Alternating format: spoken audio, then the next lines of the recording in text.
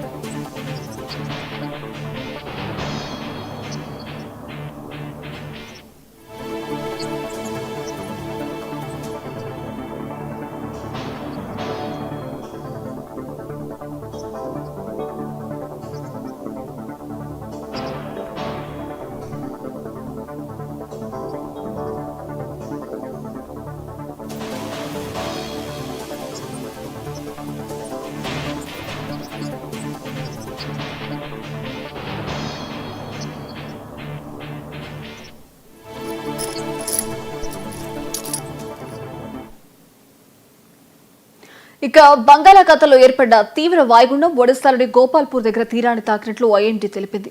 రేపు ఉదయానికి బలహీనపడే అవకాశం ఉందని, ఇక తీవ్ర వాయుగుండం తీరం దాటినప్పటికీ కూడా దాని ప్రభావం కొనసాగుతుందని చెప్పింది. ఇక రేపు కూడా ఏపీలోని పలు ప్రాంతాల్లో భారీ వర్షాలు పడే అవకాశం ఉందని వెల్లడించింది. ఇదే అంశానికి సంబంధించి మరిన్ని అప్డేట్స్ మా రీజనల్ కోఆర్డినేటర్ కిరణ్ అందిస్తారు. కిరణ్, చెప్పండి.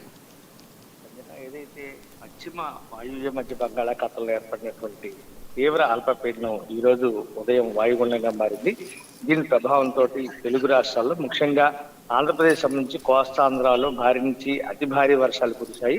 అయితే కొద్దిసేపటి క్రితమే ఇది ఒరిస్సాలోని గోపాల్పూర్ వద్ద తీరాన్ని దాటిన నేపథ్యంలో బలమైనటువంటి ఈదురుగాలు సుమారు గంటకు 55 నుంచి 65 కిలోమీటర్ల వేగంతో బలమైన ఈదురుగాలు వీస్తూ భారీ వర్షపాతాన్ని నమోదు చేస్తూ ఇది తీరాన్ని తాకడం కూడా జరిగింది. ఈ నేపథ్యంలో మరో 24 గంటల పాటు అంటే రేపు సాయంత్రం వరకు కూడా దాదాపుగా భారీ వర్షాలు కురిసే అవకాశం ఉందని చెప్పి ఇప్పటికే వాతావరణ శాఖ స్పష్టం చేసింది. ఈ నేపథ్యంలో అన్ని తీర ప్రాంతాల్లో ఉన్నటువంటి 13 ఓడరేవుల్లోనూ కూడాను 3వ నెంబరు ప్రమాద సూచికను కూడా ఎగరవేయడం జరిగింది. సముద్రం అల్లకల్లోలంగా ఉన్న నేపథ్యంలో మరో 4 రోజుల పాటు మత్స్యకారులు వేటకు వెళ్లాలని చెప్పి ఇప్పటికే వాతావరణ శాఖ అధికారులు స్పష్టం చేశారు. ఇక మనం చూసుకున్నట్టయితే కోస్తా జిల్లాలకు సంబంధించి ఇటు ఉత్తరాంధ్ర జిల్లాలు అదేవిధంగా ఉభయ గోదావరి జిల్లాలతో పాటు అటు యానాం, మరోవైపు ఏలూరు పర్టికులర్ గా, మరోవైపు ఎన్టీఆర్ జిల్లా ఈ ప్రాంతాల్లోనూ భారీ నుంచి అతి భారీ వర్షాలు కురిసిన పరిస్థితి కనిపిస్తుంది. ముఖ్యంగా మనం చూసుకున్నట్టయితే విశాఖ జిల్లాకు సంబంధించి ఉమ్మడి విశాఖ జిల్లా ప్రాంతంలో అన్ని చోట్ల కూడా ఉదయం నుంచి భారీ వర్షపాతం నమోదు కావడమే కాకుండా భారీ ఈదురుగాలు వీచిన నేపథ్యంలో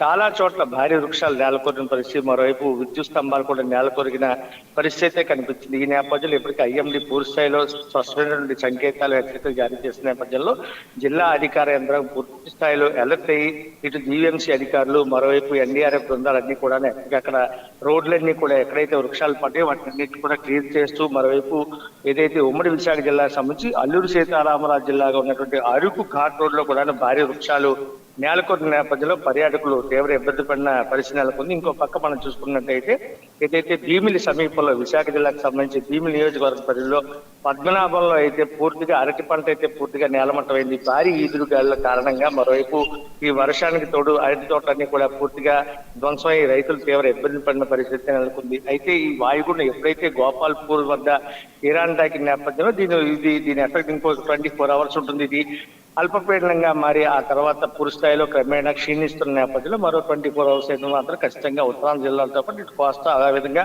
దక్షిణ ప్రాంతంలో కూడా కొంతవరకు భారీ వర్షాలు నమోదయ్యే అవకాశం ఎక్కువగా ఉంటుందని చెప్పి వాతావరణ శాఖ స్పష్టం చేస్తుంది. ఈ అల్పపీడనానికి తోడు ఏదైతే రేపు ఇప్పుడు ప్రస్తుతానికి వాయుగుండం మారి అల్పపీడనంగా క్రమేణా బలహీనపడుతున్న నేపథ్యంలో ఉపరితల ఆవర్తన ఎఫెక్ట్ కూడా ఉన్నందువల్ల మరో 2 రోజుల పాటు భారీ వర్షాలు కురిసే అవకాశం ఉంటుందని చెప్పి వాతావరణ శాఖ స్పష్టం చేస్తుంది. Sanjana. Great. Thank you, Kiran. Thank you for the update.